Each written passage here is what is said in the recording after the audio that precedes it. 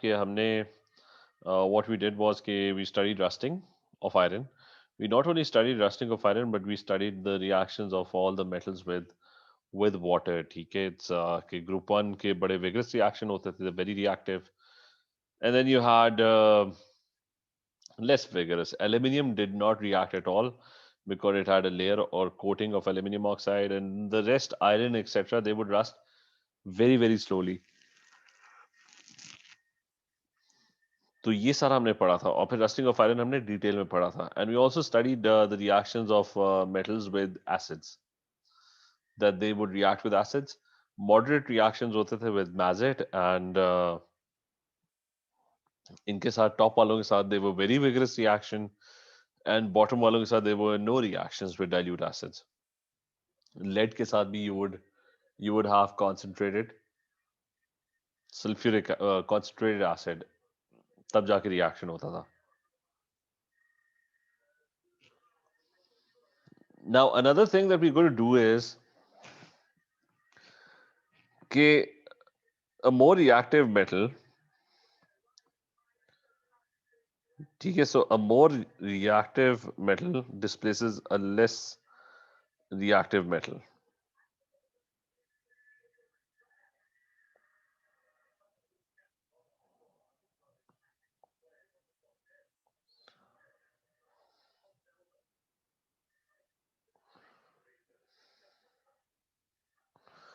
So a more reactive metal displaces a less reactive metal from its compounds. Or what you could say in other words is that it reduces, a more reactive metal reduces a less reactive metal.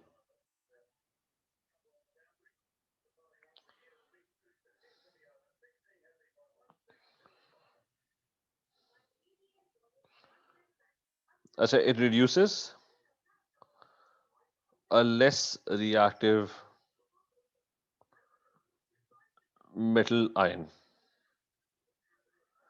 One example is, okay, let's say I have Mg and I'm reacting it with copper ions.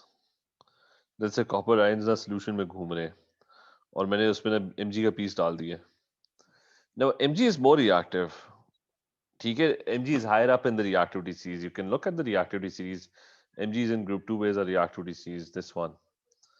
ठीक है, you can see Mg is right at the top or fourth number top पे. And copper is right at the bottom. So what difference does that make Mg and copper? Now Mg is very reactive. Now if it's very reactive, that means that it likes to lose electrons.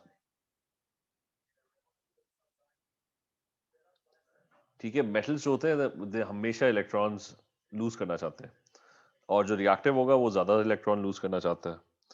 तो Mg जो है ना, that would lose electrons. Where would those electrons go? They would be, copper ion would be forced to gain those electrons because there's no one else. So what would happen is कि Mg जो है that would lose the electrons to form Mg2 plus, while copper ions will get reduced. So in this reaction, what's happening is that copper 2 plus ions are forced to gain electrons. Why? Because Mg likes to lose electrons. Mg is more reactive, and since it's more reactive, वो electron produce करना शुरू कर देगा. It would start losing electrons. And loss of electrons is known as oxidation, and gain of electrons is known as reduction. तो इसका मतलब ये कि Mg जो है वो जो ज्यादा रिएक्टिव होगा वो कम रिएक्टिव को इलेक्ट्रॉन्स दे देगा. ठीक है Rafe. So is this point clear? ये सारों को क्लियर है? हसान क्लियर है? नूर, मिनाहिल? सर आपने Cu+2 एक्वस क्यों लिखा? मतलब आयंस हमेशा एक्वस स्टेट में ही होंगे ना, वरना आयन अकेला तो नहीं होता ना. मतलब वो स्कैटर कब होते हैं आयंस? सॉल्यूशन में. ठीक है.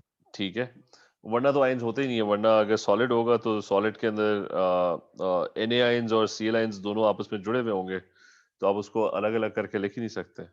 ठीक है, वो तो जब Yes, sir. सोल्यूशन में होगा ना तब वो आयंस स्कैटर्ड होंगे सारे। ठीक है, अच्छा anyways, so is this idea Yes, clear? sir. हाँ, Can you just give a brief अच्छा मैं वो कह रहा हूँ feedback? कि अच्छा राफे, Mg जो है ना वो ज्यादा रिएक्टिव है। ठीक है, तो क्वेश्चन वो था कि more reactive metal displaces a less reactive metal, या इसकी दूसरी स्टेटमेंट थी more reactive metal reduces a less reactive metal ion. तो जो ज्यादा रिएक्टिव होता है वो क्या करता है, really likes to lose electrons. Metals की रिएक्टिविटी होती क्या है कि दे लूज इलेक्ट्रॉन्स। जो ज्यादा रिएक्टिव होगा वो ज्यादा लूज करेगा इलेक्ट्रॉन्स। तो अगर सोल्यूशन में ना कॉपर आयंस है तो Mg जो है ना वो इलेक्ट्रॉन लूज करना शुरू कर देगा। तो वो इलेक्ट्रॉन किसके पास जाएंगे, किसको जबरदस्ती गेन करने पड़ेंगे? It would be the less reactive one.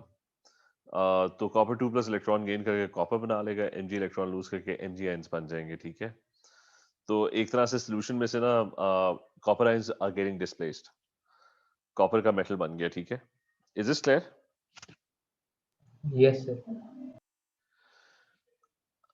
Now similarly you can have other reactions like let's talk about Na displacing Al ions. So here's sodium and there is aluminum ions. Assalamu alaikum. So the solution has aluminum aqueous, ठीक है, and I've added a piece of sodium to it.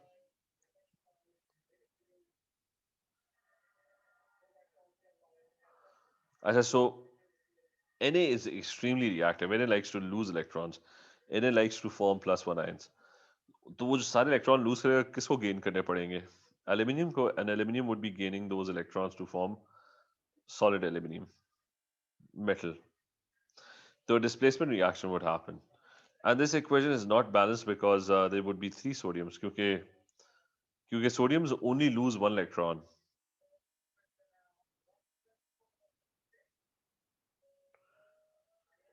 Into 3 कर लो, तो 3 sodiums है. Aluminium was gaining 3 electrons to form.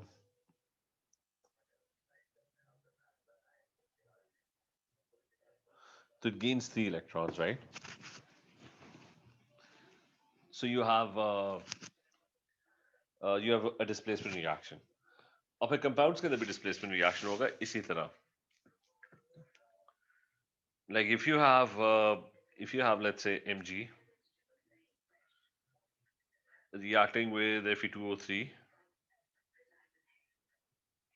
तो Mg is going to come in और Mg जो है ना Fe को नॉकआउट कर देगा। ठीक है, Mg खुद जाके ऑक्सीजन के साथ मिल लेगा और Fe अकेला रह जाएगा। ठीक है, Mg ऑक्सीजन के साथ ना MgO बनाता है, Mg+2 है, O-2 है, क्रिस क्रॉस करो तो यही फॉर्मूला बनता है। तो you can go about balancing this equation. It's going to be 3 MgO and there's going to be 3 Mg and there's going to be 2 ions. ठीक है, so इस तरह you can come up with a lot of reactions. A more reactive displaces a less reactive. Let's talk about zinc with copper chloride.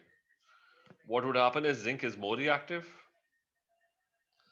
So zinc is going to come in and it's going to knock out the copper, and copper is going to get displaced. I mean, it's the same thing that's happening. Copper was 2 plus over here. Now copper is neutral. So copper reduce हो रहा है. ठीक है? Is this clear to everyone? Yes, sir.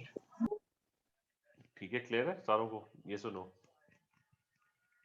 Yes, sir. आपने आखिर में क्या बोला? कॉपर क्या हो रहा है? Reduce हो रहा है ना. Copper 2 plus से 0 पे जा रहा है ना, तो इसका मतलब है वो इलेक्ट्रॉन गेन कर रहा है ना. सही. ठीक है, ऑयल रिग हमने पढ़ा था ना, इलेक्ट्रोलिसिस में भी यही होता था कि जो अनरिएक्टिव होता था वो इलेक्ट्रॉन्स गेन करता था. ठीक है, सर लेकिन पहले +2 कहाँ से आयन तो बना ही नहीं है. क्या वो पहले से बना हुआ है, कंपाउंड है. अच्छा सही सही. ठीक है, यस सर. तो वो कंपाउंड है, उसके अंदर जाके उसने जिंक ने ना उसके सीएल खुद रख ली अपने पास, और कॉपर जो है वो आयन की बजाय वो वापस कॉपर में कन्वर्ट हो गया. ठीक है, यस सर. अच्छा सो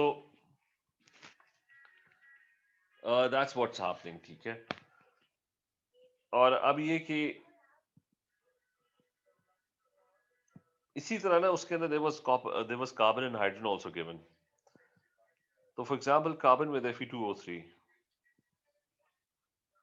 So if you go back and have a look, so your reactivity series also has carbon in it, okay? So you would notice that carbon is higher up in the reactivity series compared to iron. So carbon is above iron in the reactivity series. So carbon, what would carbon do? Carbon is going to come in.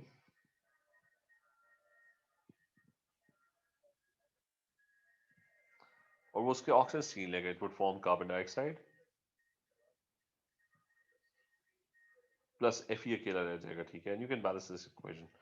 Oxygen को पहले balance कर लो. It's going to be, इसको 2 से multiply कर लो, इसको 3 से, और Fe4 हो जाएंगे और कार्बन 3 हो जाएंगे, ठीक है? So this equation is balanced.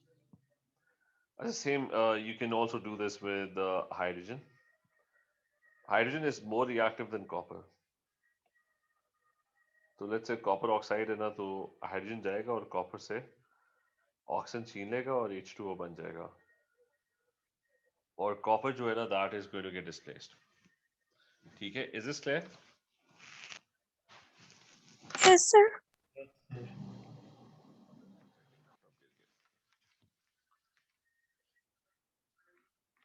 So 1 minute, आवाज आ रही है सर को? जी सर, 7 क्वेश्चन. हाँ हाँ पूछो.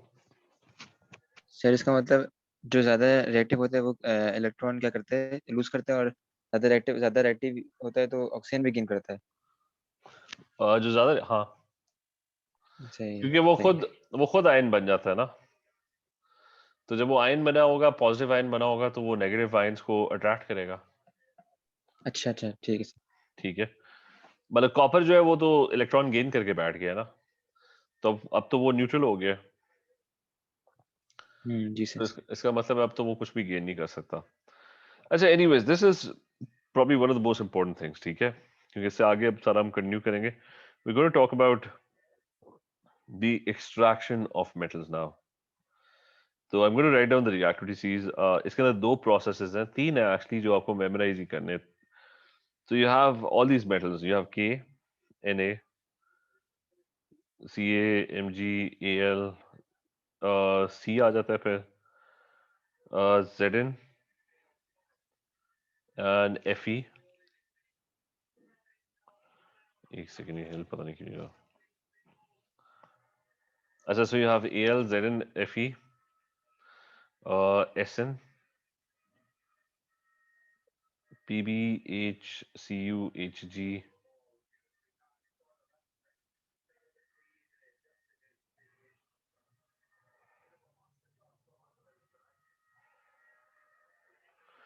Au and Pt, ठीक है? Just before moving on, एक second, I just have to, जो मैं बाद में भी देख लूंगा, लेकिन साथ खोल लेते हैं कि माइनर चेंजेस हुई हुई हैं इसमें.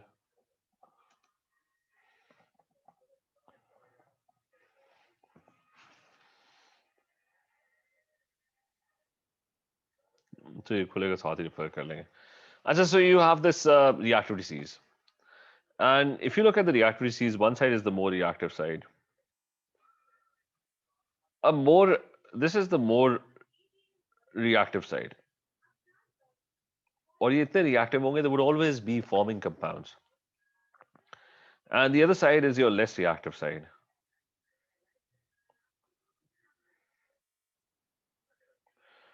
अच्छा, इसमें होता है कि जो अनरिएक्टिव होते हैं ना, जो लेस रिएक्टिव होते हैं, फॉर एग्जांपल गोल्ड हो गया, प्लैटिनम हो गया, ये आपको वैसे ही मिल जाते हैं,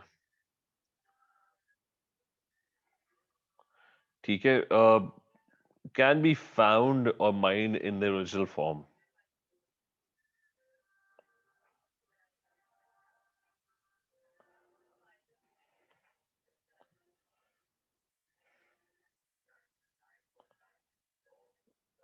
अच्छा, इन द ओरिजिनल फॉर्म. अच्छा, नाउ द थिंग इज कि they can be found in the original form. Gold जो है उसके लिए उसकी एक्सट्रैक्शन के लिए you don't do any chemical reaction. आप बस माइन करते हो, खोदते हो, कहीं पे जाके ना गोल्ड निकल आता है, you just extract that gold. That's pretty much it. तो तो जो बहुत ही अनरिएक्टिव होते हैं ना वो आपको वैसे ही मिल जाते हैं. No chemical reaction is required. Then what you have is कि जो स्लाइटली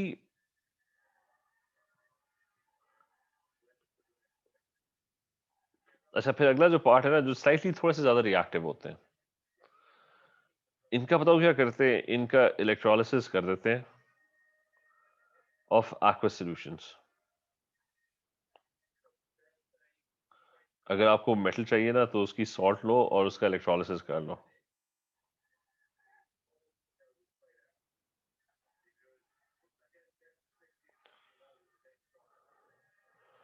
और you can also use reduction with hydrogen.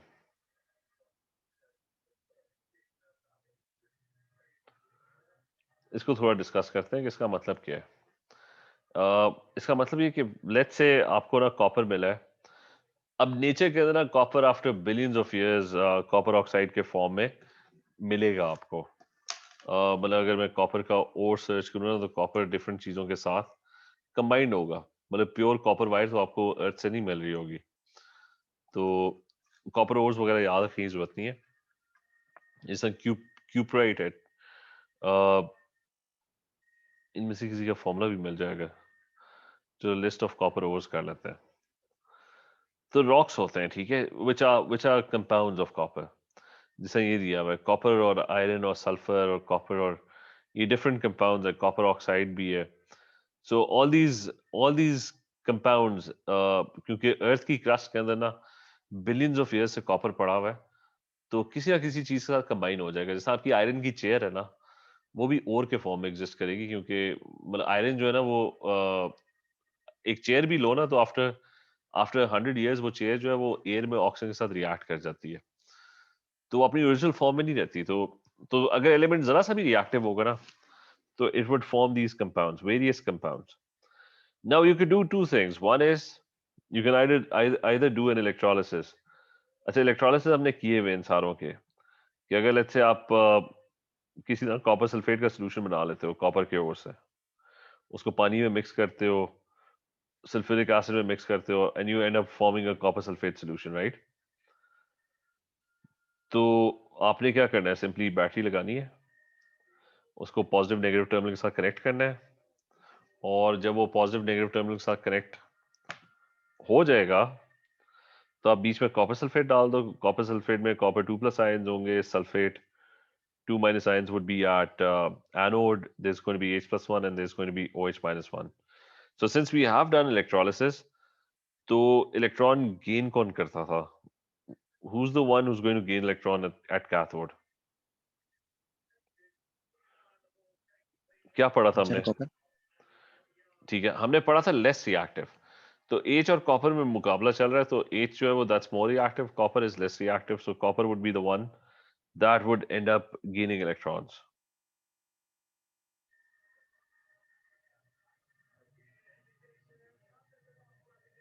And it would form copper. ठीक है, is this clear? नूर, बिनाहिल, सारों को क्लियर है? Rafe? Yes.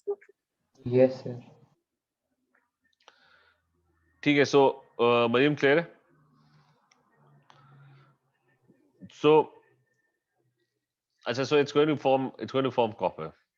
Or what you could also do is reduction with hydrogen. Reduction with hydrogen is कि let's say you have copper oxide. ठीक है, copper oxide की अगर मैं शक्ल दिखाऊं तो प्रॉब्ली एक पाउडर सा होगा, कलर्ड नहीं, ब्लैक होता है कॉपर ऑक्साइड.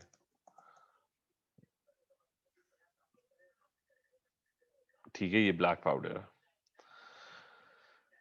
तो ये आपको ब्लैक पाउडर कॉपर 2 ऑक्साइड का पड़ा हुआ है. So what you going to do is कि आप कॉपर 2 ऑक्साइड में से ना कॉपर को निकालना है आपने. तो आप ये ब्लैक पाउडर लोगे एक डिश के अंदर,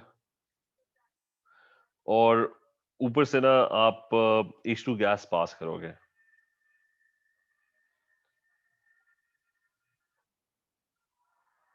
So H2 gas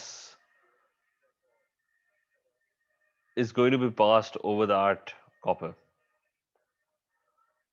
अच्छा, जब ये होगा तो वो होगी रिडक्शन होगी कॉपर की, क्योंकि what does H2? H2 is more reactive. तो मोर रिएक्टिव का हमने क्या पढ़ा था कि H2 जो होगा वो आएगा कॉपर ऑक्साइड में से, कॉपर को अपने साथ, ऑक्सीजन को अपने साथ जोड़ लेगा, H2O बना लेगा, and copper is going to get displaced.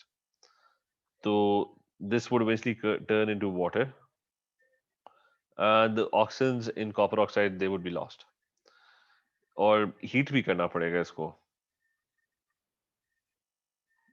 ठीक है? Is this clear? Yes sir. Yes, sir. Yes. अच्छा, तो अभी तक हमने दो तरीकों से ना वो पढ़ा है मेटल्स एक्सट्रैक्शन। ये जो बहुत ही अनरिएक्टिव है ये तो वैसे ही आपको मिल जाते हैं, कुछ भी करने की जरूरत नहीं है।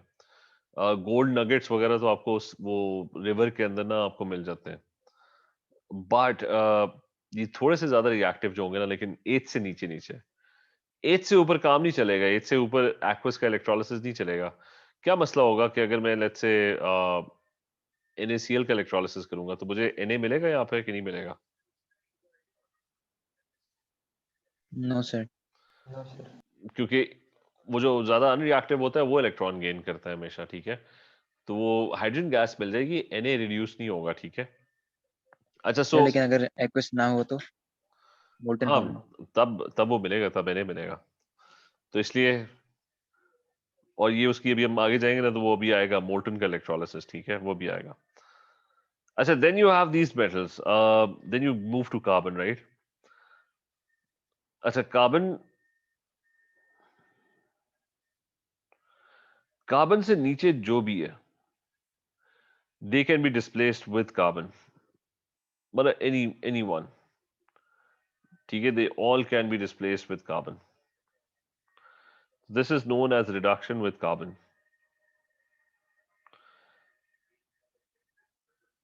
अच्छा, कार्बन को क्यों रखा हुआ है, कार्बन को क्यों सिलेक्ट किया हुआ है? कार्बन जो है ना चीप है, सस्ती, बहुत सस्ती चीज है। मतलब आप रिडक्शन तो और चीजों से भी कर सकते थे। फॉर एग्जांपल ये देखो ना, सोडियम, एल्यूमिनियम आयंस को एल्यूमिनियम में कन्वर्ट करना, सोडियम यूज कर लो। मसला ये सोडियम वैसे ही नहीं आपको मिलता, मतलब सोडियम इतना रिएक्टिव होता है, it always exist in the form of compounds. तो मेटल को एक्सट्रैक्ट करने के लिए कभी भी आप दूसरा मेटल यूज नहीं करोगे, काम बड़ा एक्सपेंसिव हो जाएगा, क्योंकि मेटल वैसे ही एक्सपेंसिव होता है। तो या तो आप हाइड्रोजन गैस यूज करोगे या इलेक्ट्रोलिसिस, या फिर ये कार्बन को यूज करोगे, ठीक है? कार्बन इज चीप, ये चारकोल वगैरह, ठीक है, दे ऑल कार्बन। वो जो कोक होता है, रॉ फॉर्म ऑफ बहुत ही कोल वगैरह की टाइप्स होती हैं, they have a lot of carbon in it, so you can use carbon. Carbon को क्या करना है, कार्बन को आप रिएक्ट करो उसके साथ, लेट्स से आयरन के ऑक्साइड के साथ, तो क्या प्रोड्यूस होगा? कार्बन उसके ऑक्सीजन छीन लेगा, कार्बन डाइऑक्साइड और आयरन, मेटल एक्सट्रैक्ट हो जाएगा, ठीक है? And you can balance this equation.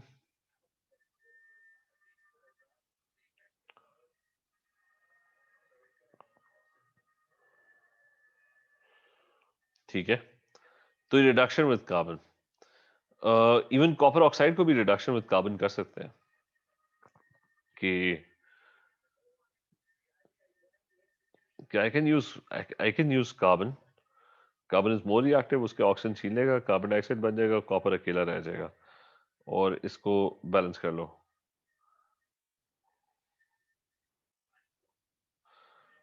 अच्छा, एनीवेज, मूविंग फर्दर अप, ये वाले जो मेटल्स है ना एंड वाले, इनको तो कार्बन भी रिड्यूस नहीं कर सकता, तो इनके लिए क्या करेंगे? इनके लिए इलेक्ट्रोलिसिस, मोल्टन इलेक्ट्रोलाइट्स का।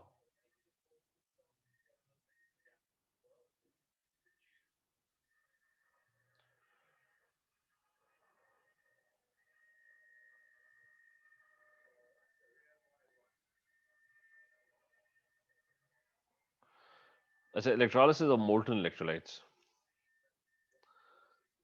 तो उसमें ये कि, अच्छा, इलेक्ट्रोलिसिस ऑफ मोल्टन इलेक्ट्रोलाइट्स में कि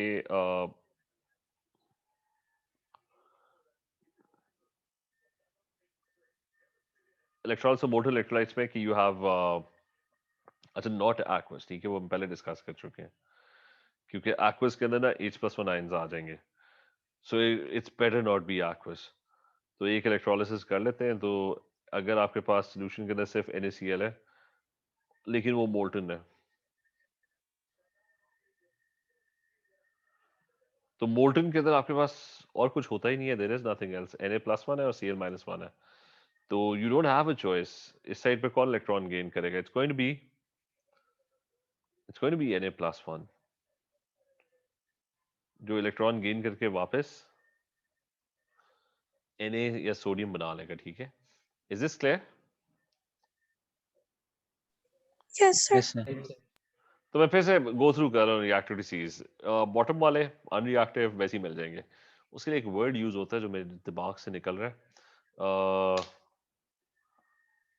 कि अन एक वर्ड होता है स्पेसिफिक, जस्ट अ सेकेंड।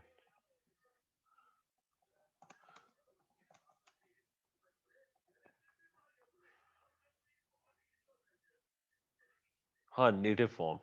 ठीक है, या एलिमेंटल फॉर्म। हाँ, मेरे ख्याल से नेटिव ही था। तो आपको नेटिव फॉर्म में ही मिल जाता है। गोल्ड जो है आपको गोल्ड की फॉर्म के अंदर ही मिलता है जब आप अर्थ में डिग करते हो। अच्छा, जस्ट आगे चलते हैं। तो 8 से नीचे नीचे, ठीक है, रिमेंबर दिस, 8 से नीचे नीचे उनका एक्वस का सोल्यूशन का भी इलेक्ट्रोलिसिस हो सकता है, या फिर वो हाइड्रोजन से भी रिड्यूस हो सकते हैं। कार्बन से नीचे नीचे कार्बन से रिड्यूस हो सकते हैं। ये टॉप वाले the most reactive ones, they can't be reduced by anything except कि आप उनके मोल्टन का इलेक्ट्रोलिसिस करो। अच्छा, so we going to one by one discuss different extractions. ठीक है, the first one we're going to discuss is the extraction of iron, और ये डिटेल में पता होना चाहिए, extraction of iron.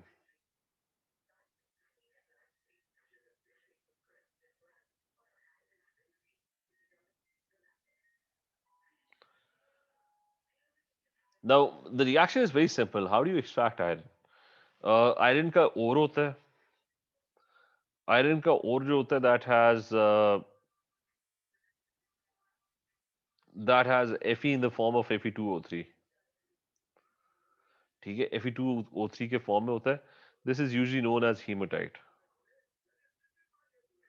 And remember, it's a rock that you have mined, so it has impurities. Where SiO2 जो sand है ना, that's the main impurity.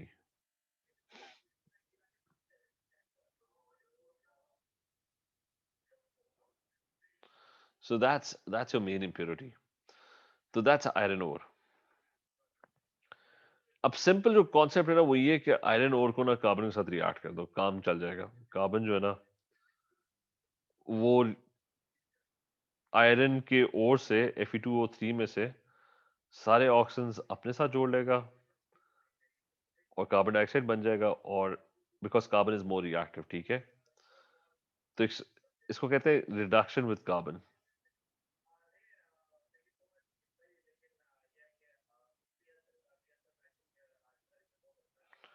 अच्छा, this is known as reduction with carbon. ठीक है,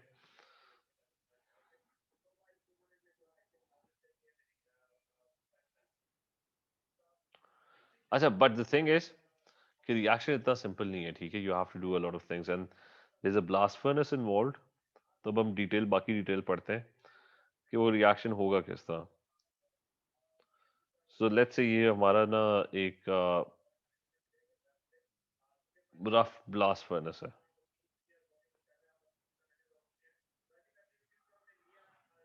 ठीक है, चलो ये हमारा, अच्छा, so for example this is our blast furnace. तो अब डिटेल इसकी ना, experimental detail, what you add in the blast furnace is you add three things. You add hematite,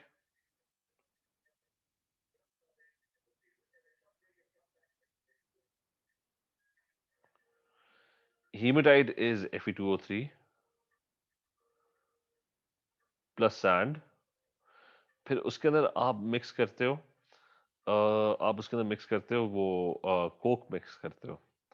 Coke जो है ना दैट कंटेन्स कार्बन, वो जो रॉ फॉर्म ऑफ कोल होता है, एक बड़ा फजूल किस्म का कोल होता है, दैट्स नोन एज कोक। उसके अंदर कार्बन बहुत ज्यादा होता है। अच्छा, plus limestone is added. Limestone is CaCO3. So all these things are mixed in the blast furnace. और blast furnace को blast furnace इसलिए कहते हैं कि उसके नीचे bottom के ऊपर ना you're blasting hot air.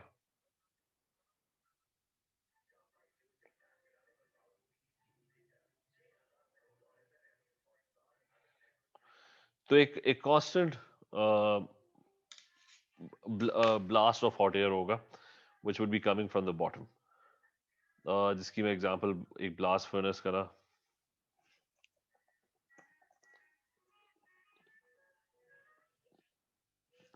अगर इसका इमेज मिल जाए,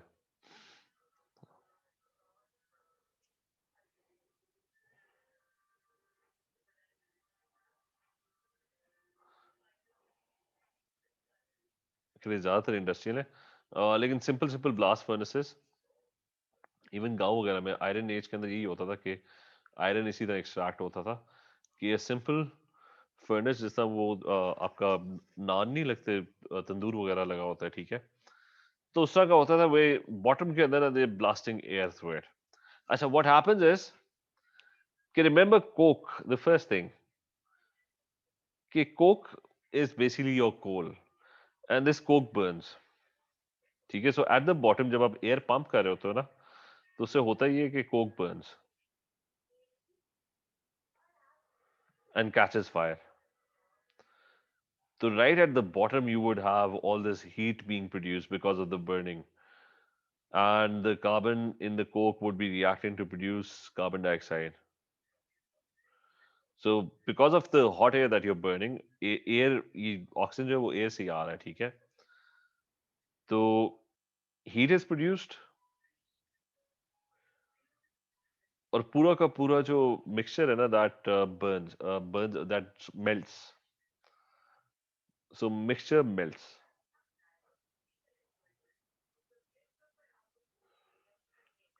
ठीक है, ये क्लियर है सारों को? जी सर। तो ये पहला पार्ट है कि इसके अंदर हीट प्रोड्यूस करते हो आप, उस कोक को ना, जो आपका कोल है ना, उसको आप आग लगा देते हो। अच्छा, बट व्हाट हैपेंस इज कि ये जो जैसे बॉटम पे पहुंचते हो ना, तो कार्बन डाइऑक्साइड प्रोड्यूस हो रहा था क्योंकि वो नीचे उसको आग लगी हुई थी कोक को। बट दिस कार्बन डाइऑक्साइड ऊपर जब वो जाएगा ना, तो वो और कोक होगी, मतलब इतनी ऑक्सीजन आप पंप नहीं कर रहे, वो पूरा भरा हुआ है ऊपर तक, तो वो फर्दर कोक के साथ रिएक्ट करके कार्बन मोनोऑक्साइड बना लेगा। या आप कह सकते हो कि इनकम्प्लीट कंबशन हो रही है क्योंकि एयर जो है ना वो ऊपर तक नहीं जा रही, तो नीचे वाला जो कार्बन है ना कोक, वो तो बर्न कर गया, लेकिन ऊपर वाला नहीं कर रहा, वो उल्टा उसी कार्बन डाइऑक्साइड के साथ रिएक्ट करके उसी से ऑक्सीजन छीन के कार्बन कार्बन मोनोऑक्साइड बना रहा है, और फिर इसके साथ ही ना रिडक्शन ऑफ आयरन शुरू हो जाता है।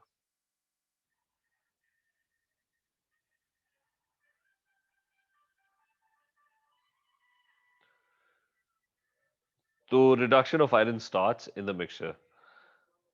एक तो हाई टेम्परेचर पे रिएक्शंस जो होते हैं वो ज्यादा फास्ट होते हैं, तो Fe2O3 ना कार्बन के साथ रिएक्ट करेगा, कार्बन उसके ऑक्सीजन छीन लेगा और कार्बन डाइऑक्साइड बन जाएगा, plus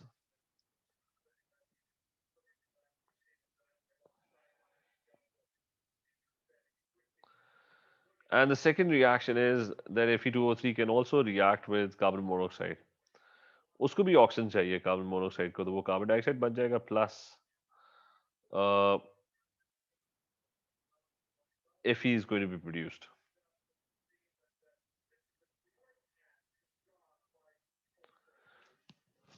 So these are the two reactions. इसको थोड़ा साइड पे कर लेते हैं। So these are the two reactions which are producing iron. So reduction of iron happens over here. ये भी क्लियर है, सारों को क्लियर है? Yes, sir. Yes, sir. Yes sir. ठीक है, तो नीचे आपने आग लगाई, उस कोल को जलाया कार्बन डाइऑक्साइड बनाने के लिए, लेकिन वो ऑक्सीजन जो है ना, जो हॉट एयर आप ब्लास्ट कर रहे हैं ना, ऊपर तक नहीं जा रही, तो ऊपर अब कोक को बर्न करना है, और फिर दूसरे कार्बन डाइऑक्साइड से ही ऑक्सीजन छीना शुरू कर देता है to form carbon monoxide. Need to balance this. अच्छा, the last thing is what's the role of limestone. Limestone क्यों डाला था ऊपर से? तो limestone is added to remove impurities.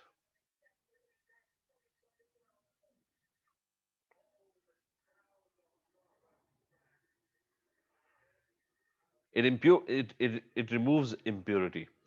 What's the impurity? Impurity sand है. Limestone क्या करता है कि पहले तो decompose होता है. हीट के अंदर ना it decomposes, ends up producing calcium oxide and carbon dioxide. तो limestone decomposes due to high temperatures. अच्छा चलो limestone decompose हो गया. अब क्या होगा? अब ये होगा कि कैल्शियम ऑक्साइड जो बना है ना वो मेटल ऑक्साइड है, वो बेस है. और मिक्सचर में ना सैंड है, SiO2. That's a non-metal oxide. That's acidic. दोनों आपस में रिएक्ट करके ना they would form calcium silicate, a salt बना लेते हैं.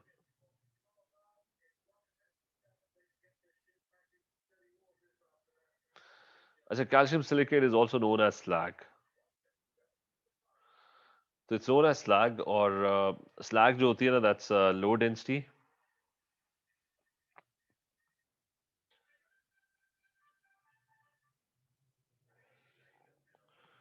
Floats on top of the iron.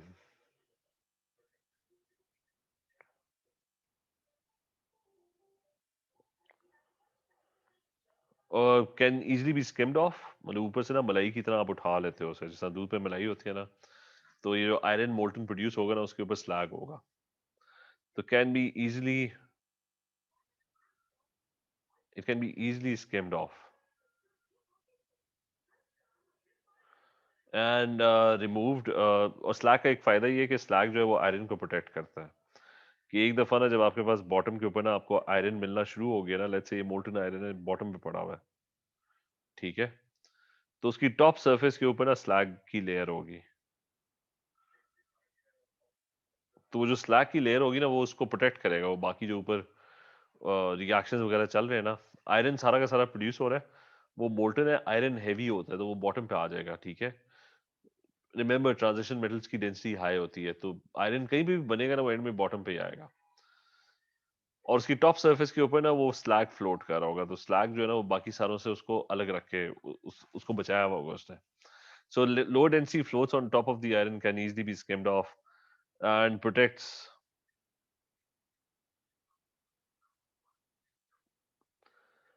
iron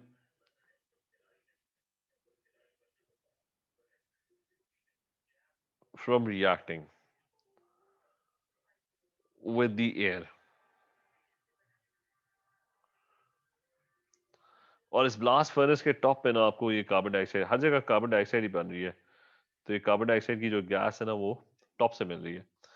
नीचे जो आप हॉट एयर ब्लास्ट कर रहे हो ना वो एक्चुअली ऊपर से ही आ रही होती है. ये ब्लास्ट फर्नेस कभी आप बंद नहीं करते, आप इसको चला के रखते हो कॉन्स्टेंटली. आप इसको ना वो इससे आयरन प्रोड्यूस कर रहे होते हो.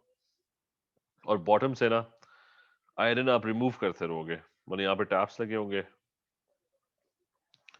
और उधर से आप आयरन जो है ना वो बार बार रिमूव करते रहो, क्योंकि आयरन जो है वो हाई डेंसिटी है, उससे हमेशा बॉटम पे ही आना है. ठीक है, so is this clear to everyone की एक्सट्रैक्शन ऑफ आयरन?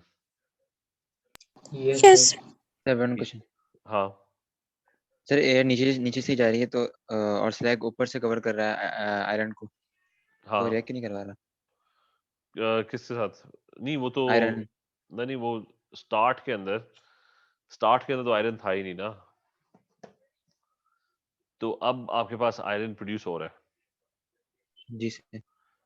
तो ये जो स्लैग है ना ये तो एंड में बना है ना, सबसे एंड में. मतलब रिएक्शन के शुरू में आपने कोल को बर्न किया था ना. हाँ हाँ क्लियर है कर दिया उसके बाद. तो अब वो कोल बर्न कर रहे हैं, पूरा रिएक्शन हुआ, आयरन प्रोड्यूस हुआ, तो आप हॉट एयर कॉन्स्टेंटली उसके अंदर नहीं पंप कर रहे होते ना. अच्छा अच्छा अच्छा सही. ठीक है, मतलब स्टार्ट में ठीक. तो आयरन नहीं होगा ना, स्टार्ट में तो कुछ भी नहीं होगा यहाँ पे. ठीक है, ठीक. और बाकी है कि ये बस आपको याद रखना है कि मैं उनको हाईलाइट कर लेता हूँ कि रिडक्शन ऑफ आयरन ये उसके रिएक्शंस है. कोक जो है ना, जो आपका कोल है, दैट कैचेस फायर, तो दैट्स वो सारा नीचे कंबशन हो रही है बॉटम पे. और ये इम्प्योरिटीज जो रिमूव होती हैं, ठीक है, this is very important as well कि द इम्प्योरिटीज गेटिंग रिमूव्ड. तो लाइमस्टोन रिमूव्स इम्प्योरिटीज, और वो किस तरीके से रिमूव करता है? लाइमस्टोन कैल्शियम कार्बोनेट है, ब्रेक डाउन हो जाता है, मेटल ऑक्साइड बना लेता है जो कि बेस है। नॉन मेटल ऑक्साइड हमने पहले ही पढ़ा है वो एसिडिक होते हैं। सैंड जो है एसिडिक होती है। सैंड वैसे किसी चीज का रिएक्ट नहीं करती, लेकिन क्योंकि टेम्परेचर इतना हाई होता है यहाँ पे कि वो इसका रिएक्ट कर जाता है और स्लैग बना लेता है। कोई शायद इमेज भी हो इसका, slag iron molten.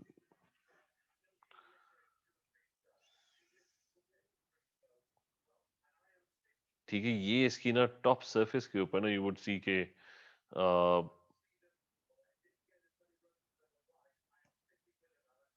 probably this one, ये टॉप सरफेस के ऊपर ना you can see slag forming. वो लेयर सी होगी एक टॉप के ऊपर। ठीक है, क्लियर है सारों को?